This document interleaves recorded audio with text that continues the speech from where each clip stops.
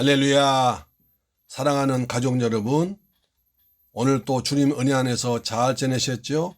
이제 봄비가 촉촉히 내린 좋은 날입니다. 은혜의 단비가 이 시간에 우리 모두에게 풍성하게 내리길 기도하면서 사도신경을 고백하심으로 가정예배를 드리겠습니다. 나는 전능하신 아버지 하나님 천지의 창조주를 믿습니다. 나는 그의 유일하신 아들 우리 주 예수 그리스도를 믿습니다. 그는 성령으로 잉태되어 동정녀 마리아에게서 나시고 본디오 빌라도에게 고난받아 십자가에 못 박혀 죽으시고 장사된 지 사흘 만에 죽은 자 가운데서 다시 살아나셨으며 하늘에 오르시어 전능하신 아버지 하나님 우편에 앉아 계시다가 거기로부터 살아있는 자와 죽은 자를 심판하러 오십니다. 나는 성령을 믿으며 거룩한 공교회와 성도의 교제와 죄를 용서받는 것과 몸의 부활과 영생을 믿습니다. 아멘. 찬송가 495장입니다. 익은 곡식 얻을 자 없니 때 누가 가서 거두랴? 우리가 가서 거둬야 됩니다. 할렐루야. 아멘.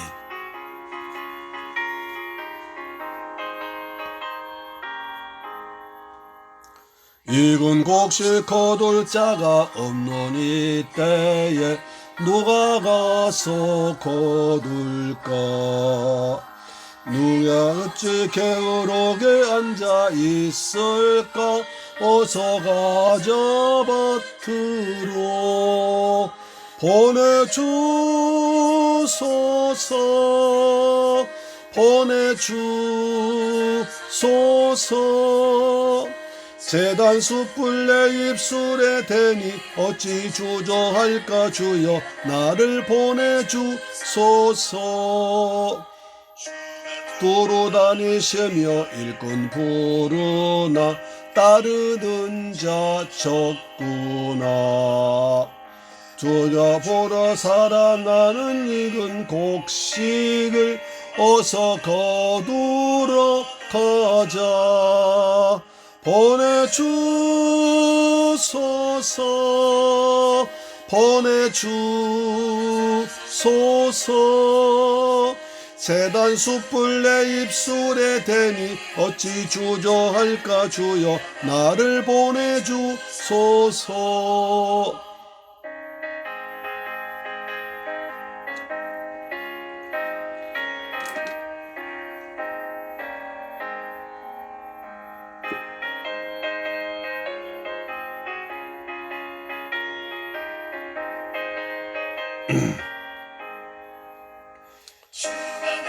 부르시니 언제 어디나 기뻐 가서 일하리. 아멘. 명령 내리실 때 능력 받아서 기뻐 거두리로다. 보내주소서 보내주소서. 재단 숯불 내 입술에 대니 어찌 주저할까? 주여 나를 보내주소서. 아멘. 주여 나를 보내주소서. 아멘. 하나님 말씀 보겠습니다. 요한계시록 14장 14절로 20절입니다. 제 얼굴 이쪽으로 좀 빼겠습니다.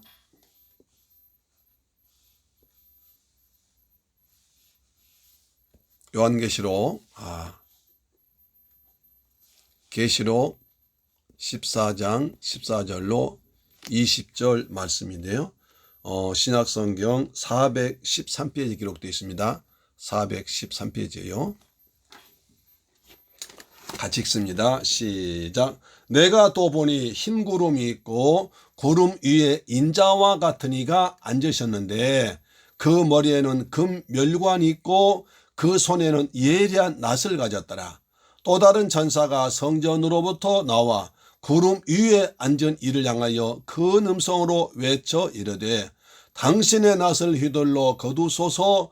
땅의 곡식이 다 익어 거둘 때가 이르렀음이니이다 하니 구름 위에 앉으시니가 낫을 땅에 휘두르매 땅의 곡식이 거두어지니라. 17절. 또 다른 천사가 하늘에 있는 성전에서 나오는데 역시 예리한 낫을 가졌더라. 또 불을 다스리는 다른 천사가 제단으로부터 나와 예리한 낫 가진 자를 향하여 큰 음성으로 불러 이르되 내 예리한 낫을 휘둘러 땅에 포도송이를 거두라. 그 포도가 익었느니라 하더라. 천사가 낫을 땅에 휘둘러 땅에 포도를 거두어 하나님의 진노의 큰 포도주 틀에 던짐에 성 밖에서 그 틀이 밟히니 틀에서 피가 나서 말 굴레까지 닿고 1600 스타디온에 퍼졌더라. 할렐루야. 오늘은 봄비가 촉촉히 내리는데 우리에게도 은혜의 단비가 촉촉하게 내리는 시간 되기를 간절히 바랍니다. 우리 이제 월요일날 화요일날 하는 계시록을 공부하는 시간이죠. 계시록이 이제 어느덧 14장까지 왔습니다. 자, 14장까지 오신 동안 여러분 참 수고하셨고요. 나머지 이제 8장 남았는데 또 여기 아주 결론 부분이고 클라이맥스가 많습니다. 나머지 부분에서도 잘 참석하셔서 은혜 받으시고 요한계시록이 조금이나마 더 은혜되고 이해되고 말세산 성도인 우리에게 주신 하나님 귀한 승리의 편지인데 이 편지를 가지고 요한계시록 말씀을 가지고 어려운 세상에서 코로나 전국에서 이겨나가시는 우리 샘물길 교회 성도들과 이 방송 청취자들 되시기를 기대합니다. 축복합니다. 여기 오신 분들 정말 주님 이름으로 환영합니다. 아멘. 우리는 계시록 14장에서 두 세계를 바라보며 주 안에 있다 죽은 자들에게 하신 세 가지 약속을 기억해야 됩니다. 지금도 예수님은 우리가 지난 눈물 골짜기의 현장뿐 아니라 고단한 일상에서 감당할 수 없는 시련 속에서도 어린 양이신 예수님이 시온산에 서서 함께 하신다고 말했음을 잊지 말고 그 예수님이 함께 계심을 잊고 이겨나가야 됩니다. 그럼 이제 그 다음은 어떻게 되는지 궁금하죠.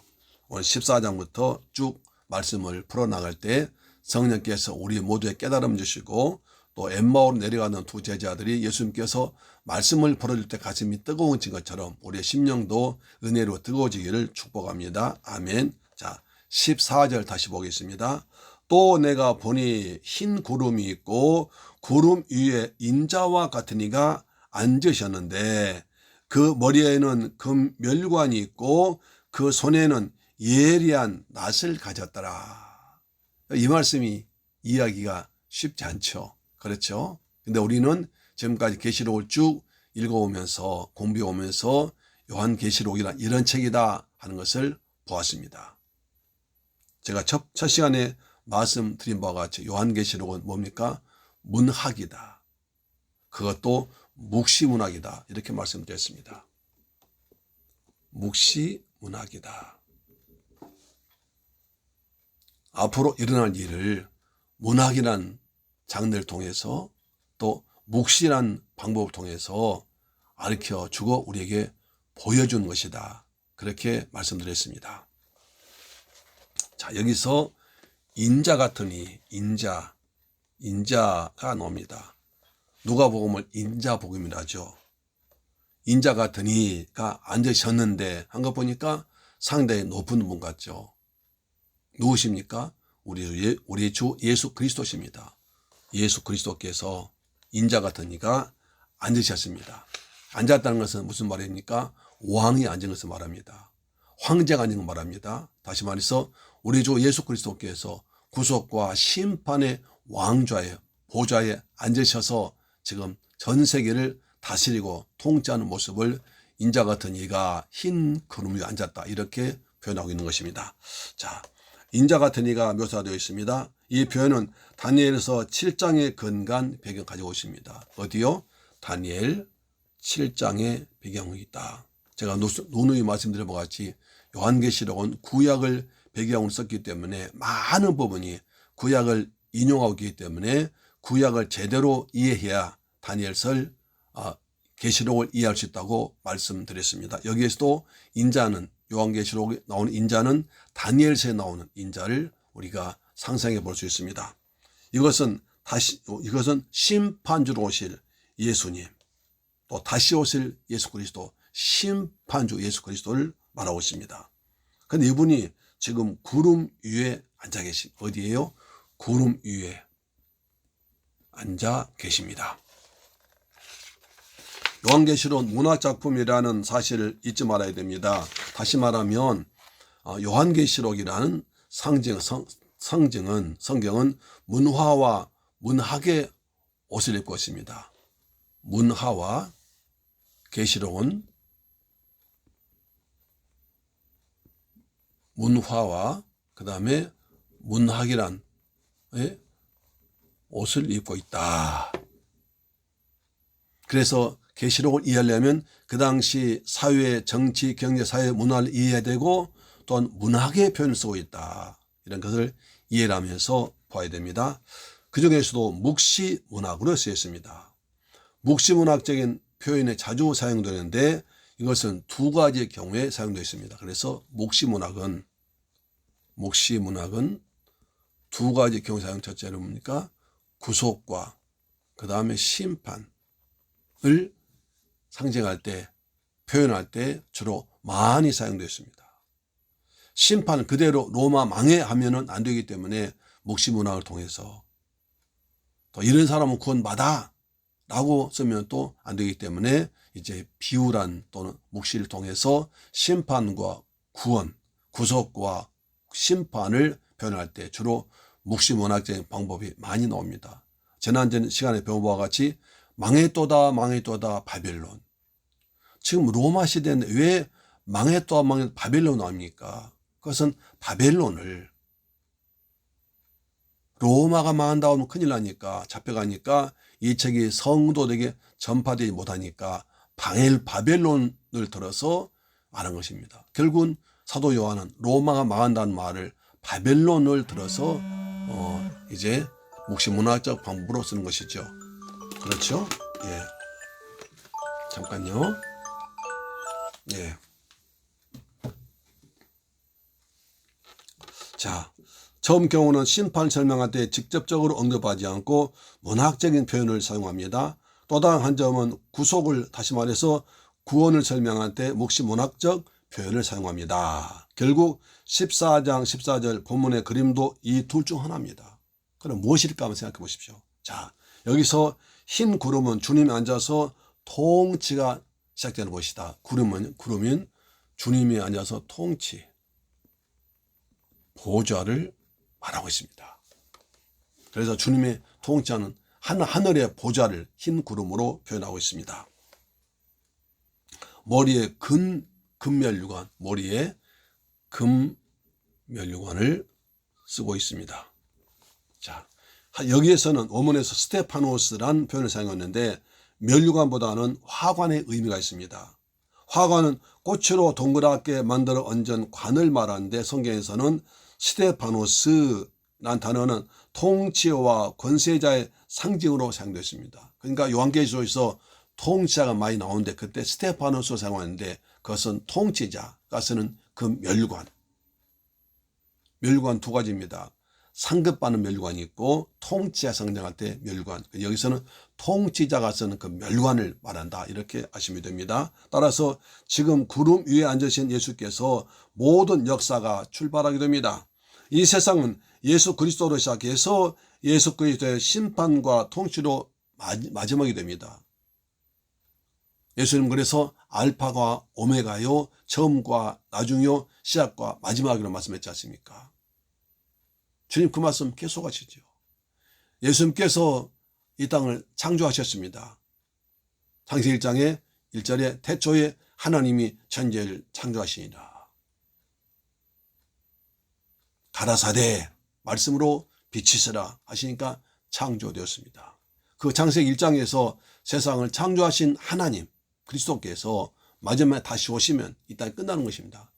그래서 예수님은 알파와 오메가요, 헬라어 시작 알파 오메가요, 처음이 알파요, 마지막이 오메가입니다. 그리고 처음과 나중이요, 시작과 끝이 예수 그리스도입니다. 할렐루야, 아멘. 자, 우리는 이것을 확실히 믿으며 땅을 밟고 사는 사람, 이것을 믿고 땅에 사는 사람들입니다.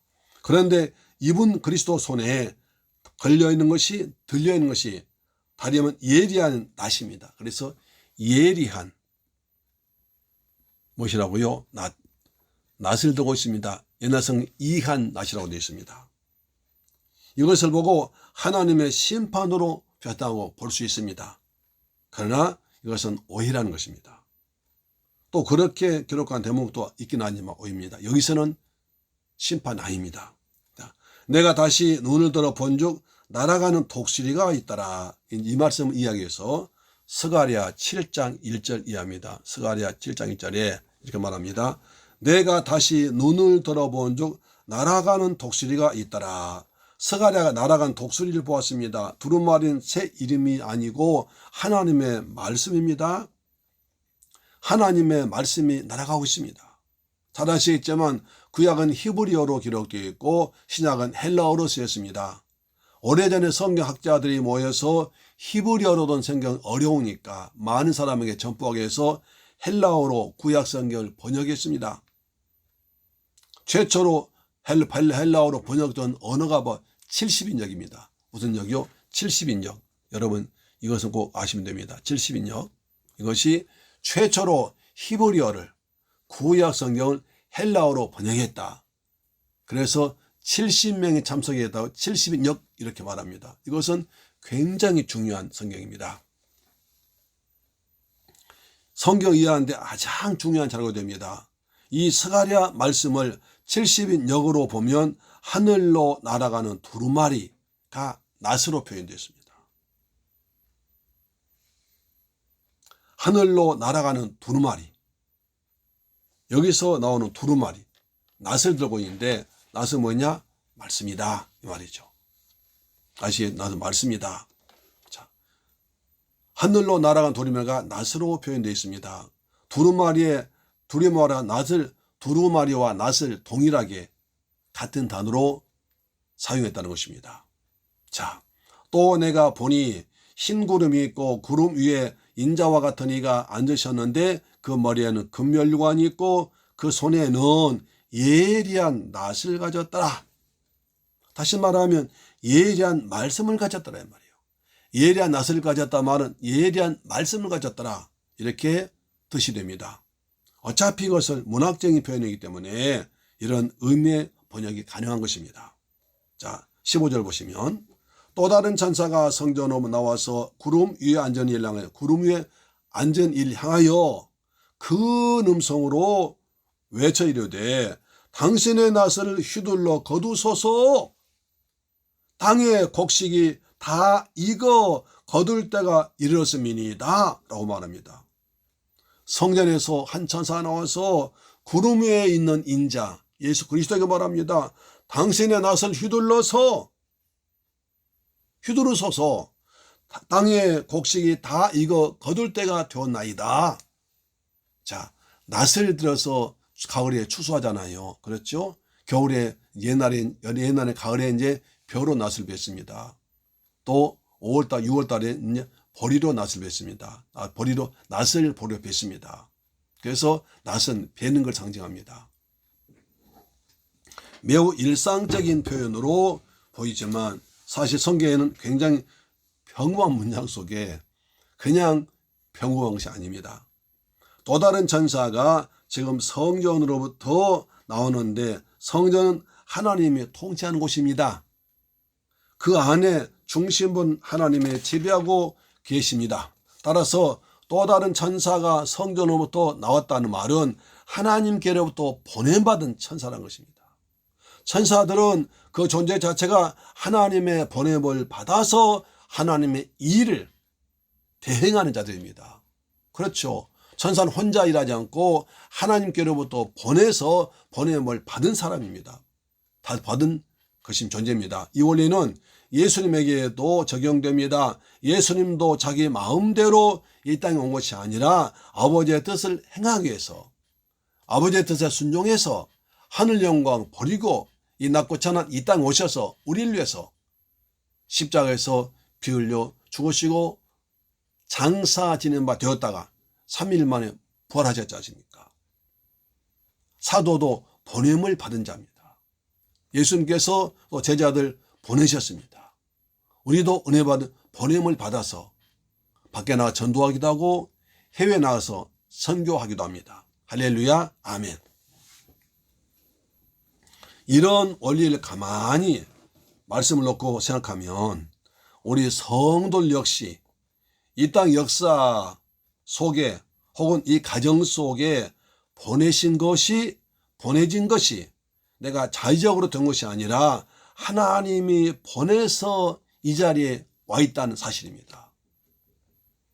저와 여러분이 파주에 살게 된 것은, 또 새물교회에 상거된 것은 내가 어떤 결정을 하고 어떻게 되고 이렇게 해서 이렇게 해서 온 것이 아니라 하나님께서 우리를 이곳으로 보내셨다는 사실입니다.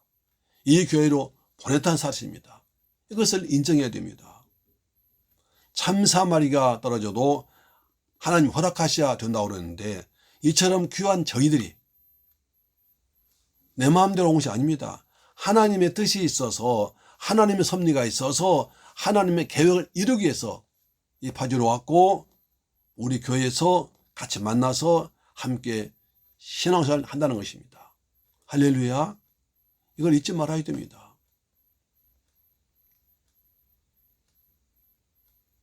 우리는 보냄을 받은 존재들입니다.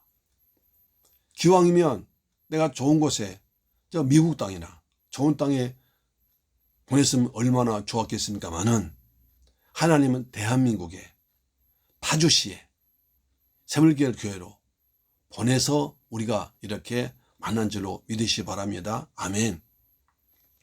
그렇습니다. 우리가 일상을 살면서 무슨 일이 있더라도 잊어버리지 말아야 할 개념은 내가 하나님께로부터 보냄을 받은 자입니다. 나는 하나님께로부터 파송받은 자, 보냄을 받은 자는 사실입니다. 내가 원치 않은 길에도, 이해가 되지 않은 인생길에도, 참 내가 원치 않은 가정, 어떤 내가 별로 그냥 내 마음에 들지 않은 그런 곳에 태어났을지라도, 그런 직장에 갔을지라도 우리는 이곳에, 이 길에 하나님의 목적을 가지고 보냄을 받았다는 인식과 자부심을 가지고 사명감 가질 때, 그 자리가 사명의 자리요, 축복의 자리요, 하나님 함께 하시는 요셉 같은 자리가 될 줄 믿습니다. 아멘. 요셉을 왜 보냈습니까? 아버지 밑에서 편하게 살던 요셉이 형들의 안부를 물어보기 위해서 도단 따오는 겁니다. 아버지가 보냈어요. 거기 가봤더니 형들이 딴 데로 이전했습니다. 그래 거기를 갔습니다. 그랬더니 형들이 모처럼 찾아온 동생을, 제가 말이야 우리를 무시하고 지가 하늘의 별처럼 높아진다고 그랬지? 우리가 쟤한테 잘한다고 그랬지? 그 꿈이 이루어지나 보자. 꿈쟁이 오는다다. 우리가 죽여버리면 꿈 어떻게 이루어지나 보자 하면서 요셉을 죽이려다가 루벤이 말려서 사막 구덩이에 던져버렸잖아요. 거기서 굶어 죽으라고. 그런데 지나가던 이제 그 대상들, 지나가던 상인들이 발견하고 요셉을 애굽으로 데려와서 애굽 보디발 집에 팔아먹었잖아요. 요셉의 인생은 기가 막히는 겁니다. 17세 어린 나이에 아버지의 심부름 갖다가 형들에 의해서 노예로 팔려가고, 노예로 팔려가면 평생 동안 노예 살다가 죽어야 될 애국까지 팔려갔으니 이 기막힌 게 아닙니까? 그런데 나중에 요셉이 장세 40장이든가요? 형님들이 만납니다. 형님들, 당신들이 날 이곳에 팔았다고 한탄하지 마소서, 두려워하지 마소서. 하나님께서 우리 민족을 구원하시려고 나를 이곳에 먼저 보내셨습니다. 또 맙니다. 요셉은 하나님 함께 하니까 자기가 어딜 가더라도 하나님이 함께 하시고 이곳에 보냈다를 알았습니다. 그래서 보디발 집에 노예로 팔려가도, 또 보디발 부인의 유혹을 물리치다가 억울하게 감옥 가서 실컷 매를 맞고, 그다음 아주 중한 범죄인 되어도 감옥에서 두 사람을 문제를 해결해 주는데 잊어버림 당하고 3년 동안 버림 당하고 2년 동안이죠. 잊어먹고, 그런 과정에도 모두가 하나님께 그래 하시다는 인정했습니다. 그래서 요셉은 여호와께서 함께 하시면 형통한 자가 되었습니다. 요셉은 어디를 가도 하나님이 보냈다, 하나님께서도 이곳에 보냈다는 마음을 가졌으니까 하나님을 기도하고 붙잡으니까 하나님 함께 하셔서 어딜 가도 노예로 팔려가도 감옥 가도 구문총리에도 하나님께서 형통하도록 만들어 주었습니다. 이것을 잊지 말길 주의 이름으로 축원합니다. 그럼 인생 행복해요. 내 주 예수 모신 곳이 그 어디나 하늘나라 할렐루야 찬양하세. 내 모든 죄 사함 받고 주 예수와 동행하니 그 어디나 하늘나라 할렐루야 아멘. 성전으로부터 나오는 천사는 구름 위에 앉은 다시 말해서 구름 위에 앉은 인자 우리 주 예수 그리스도, 우주와 역사와 시간을 통치하시는 어린 양 예수 그리스도께 낫을 흔들어 거두세요 라고 부탁합니다. 그러나 여기에 쓰여있는 낫은 뭡니까? 말씀입니다. 낫을 휘둘러라고 하면 우린 낫을 휘두르는 면서 베고 자르고 부수고 깨는 그림을 연상합니다. 그러나 여기에 쓰인 낫은 하나님의 말씀입니다. 성경 헬라어로 펜퍼란 단어를 사용하는데 이 단어는 사도행전 13장에 나옵니다. 바로 안디옥 교회 성도들이 금식하고 기도하는 가운데 바나바와 바울을 따로 세워서 보냅니다. 그때 보냈단 말이 쓴 단어가 펜퍼입니다. 따라서 펜퍼란 단어를 쓰면 낫을 들고 딱 휘두르는 것이 아니라 의미가 아니라 말씀을 보다 바나바 사울에게 말씀을 주어서 말씀을 가지고 선교를 나갔다는 것입니다. 이러한 맥락에서 요한계시록 말씀을 다시 보면 낫을 휘둘러 거두소서가 아니라 당신의 말씀을 보내어 거두소서라는 의미입니다. 왜냐하면 땅의 곡식이 다 이거 거둘 때가 이렇기 때문입니다. 할렐루야 아멘. 자,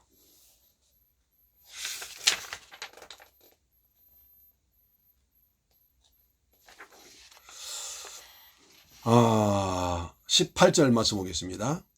또 불을 다스리는 다른 천사가 제단으로부터 나와 예리한 낫 가진 자를 향하여 큰 음성으로 불러 이르되 내 예리한 낫을 휘둘러 땅에 포도송이를 거두라. 그 포도가 익었느니라 합니다. 16절에서는 곡식이 그리고 18절에서는 포도가 익었습니다. 16절에서는 곡식이 익었습니다. 그랬죠? 구름 위에 앉으신 이가 낫을 땅에 휘두르매 땅의 곡식이 거두어지니라. 18절에서는 포도송이를 거두라. 포도 거둡니다. 원문 보면 곡식이 익은 것과 포도송이가 익은 것이 익었다는 상태가 같을 것임에도 불구하고 우리말 익었다 하지만 전혀 다른 단어가 사용됐습니다. 그러니까 이거 어려워요. 우리말이 같이 익었다고 그러는데 헬라 그 성경 원문에 보면 전혀 다른 상태입니다. 그러니까 우리 공부를 해야 돼요. 또 배워야 되고 들어야 돼요. 여기에 목사의 사명이 있죠.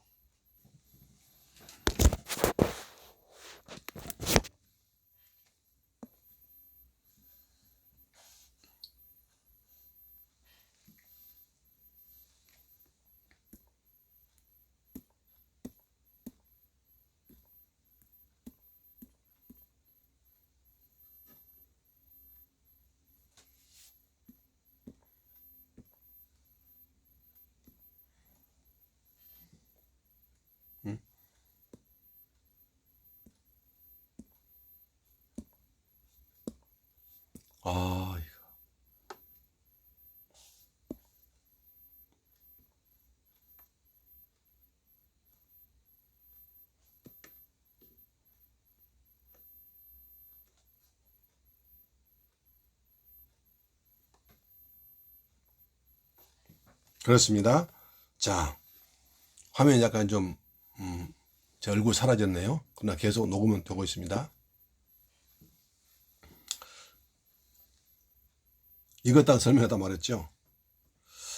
그래서 곡식 익었다고 할 때 크시 레노는 마르다 피폐지다는 뜻입니다. 의미를 가지고 있습니다. 14장 15절 하반절 다시 적어보니까 이 말이 들립니다. 당신의 말씀을 수들로 거두소서 땅의 곡식이 다 피폐할 때가 되어 이르렀습니다.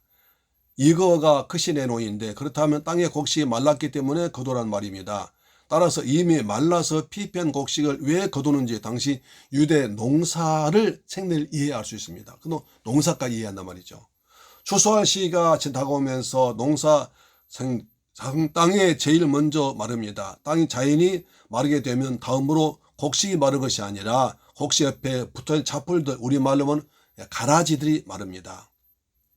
그러면 제일 나중에 곡식이 남습니다. 그래서 그 옆에 잡풀들이 말라가기 시작할 때에 휘어졌다고 하는 표현을 씁니다.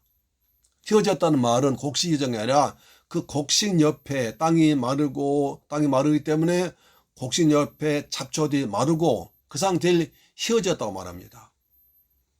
이 풀들이 마르기 시작합니다. 그러면 제일 나중에 곡식이 남습니다. 그래서 그 옆에 잡풀들이 말라기 시작할 때 휘어졌다는 표현을 사용합니다. 그래서 예수님께서 너희 눈을 들어 밭을 보라 휘어져 추수하게 되었도다. 요한복음 4장 35절 말씀하잖아요.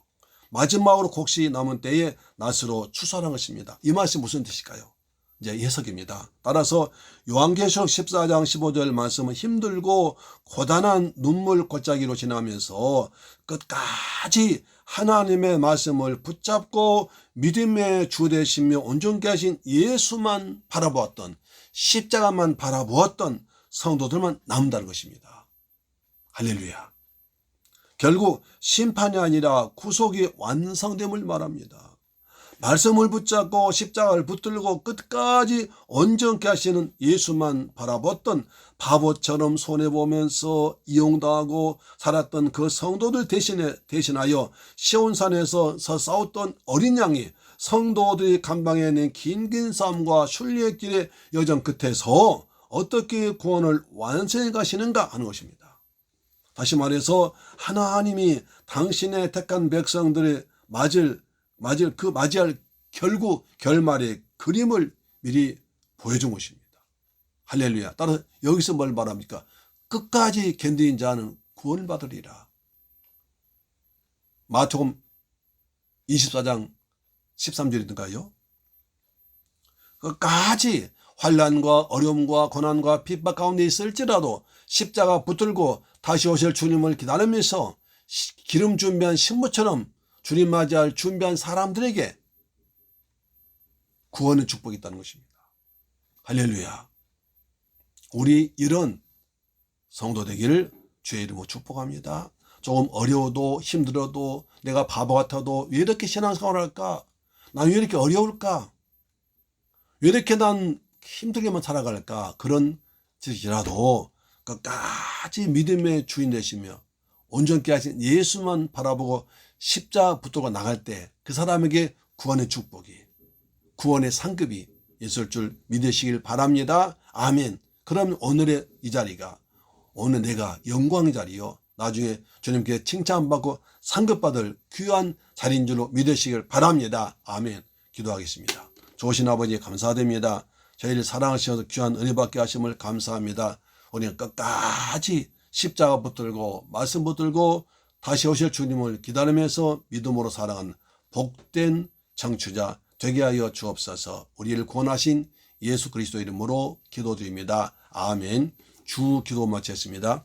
하늘에 계신 우리 아버지여, 이름이 거룩히 여김을 받으시오며 나라의 임하옵시며 뜻이 하늘에서 이룬 것 같이 땅에서도 이루어지이다. 오늘날 우리에게 일용할 양식을 주옵시고 우리가 우리에게 죄 지은 자를 사하여 준 것 같이 우리 죄를 사하여 주옵시고 우리를 시험에 들게 하지 마옵시고 다만 악에서 구하옵소서. 대개 나라와 권세와 영광이 아버지께 영원히 있사옵나이다. 아멘. 할렐루야. 오늘 또 가정예배로 승리하셨습니다. 오늘도 가정예배로 승리하신 여러분이 끝까지 견디는 복된 구속받은 구원받은 칭찬받은 성도가 될 줄 믿습니다. 아멘. 우리 나라를 위해서 기도합시다. 그리고 우리나라 경제를 위해서 기도합시다. 그리고 우리 교회를 위해서, 가정을 위해서 기도하길 바랍니다. 좋으신 아버지 감사와 찬양과 영광을 돌립니다. 주는 그리스도시요 살아계신 하나님의 아들이심을 믿습니다. 우리 주님 분명히 다시 오실 줄 믿습니다. 다시 오실 주님 오실 그날에 끝까지 믿음을 지키고 살아가는 거룩하고 복된 믿음의 용사들 되게 하여 주옵소서. 아버지, 대한민국을 축복하여 주옵소서. 이 땅에서 코로나 빨리 종식되기를 원합니다. 코로나 빨리 종식되기를 원합니다.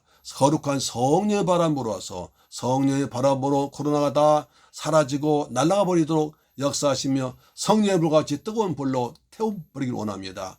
우리 민족을 축복하사 이 어려운 가운데서도 오직 하나님 믿고 십자가 붙들고 살아가는 거룩한 민족 되길 원합니다. 우리의 대한민국 경제가 발전되기 원합니다. 경제 회복되기 원합니다. 경제가 발전해서 우리 백성들 일자리가 많아지길 원합니다. 아버지, 우리 새물교회를 축복하사 이 어려운 가운데서도 십자가 붙들고 믿음으로 지내는, 그래서 주님께 상급받는 칭찬받는 교회 성도 되도록 내 아버지 도와주옵소서. 우리 교회 직분자들 축복하여 주옵소서. 예배 때마다 은혜가 넘치도록 도와주옵소서. 새가족 충성스러운 영혼들도 보내주옵소서. 물질도 충만하게 부족하지 않게 채워주옵시며 우리가 선교하는 필리핀 그 교회도 아름답게 성장하도록 도와주시옵소서. 우리 성도들 가정에 복을 주옵소서. 가정에 평안이 있을지어다. 직장에 복이 있을지어다. 자녀들 주 안에서 잘 되고 우리 중국 성도도 잘 지내고 평안하게 있을지어다. 예수 그리스도 이름으로 기도드리옵나이다. 아멘. 할렐루야. 내일 뵙겠습니다.